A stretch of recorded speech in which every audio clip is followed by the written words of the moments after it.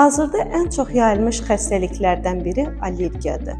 Yer planetində hər 7 nəfərdən birində allergiya müşahidə olunur. Xəstəlik müxtəlif yollarla orqanizmdə allergenlərin daxil olması nəticəsində baş verən simptomlarla özünü büruzə verir. Xəstəliyin ən çox baş verən daxil olma simptomları tənəffüs yolları ilə, qida vasitəsilə daxil olmasıdır. Tənəffüs yolu ilə baş verən allergiyalarda xəstələr ən çox burun tutulmadan, burun axıntısından, gözlərdə yaşarma, qızarma, sulanıqlıq, burunda qaşınma kimi çox saylı asqırma simptomlarından şikayət edərlər. Yay mövsümündə rast gəlinən bu xəstəlik el arasında yay qripi, günəş qripi kimi adlandırılır. Rast gəlinən digər simptomlarından da biri qida vasitəsilə törədilən qida allergiyalarıdır. Bu zaman xəstələrin dərisində qızartı, qaşınma, müxtəlif formada və ölçüdə olan səpkilərdən şikayət edirlər.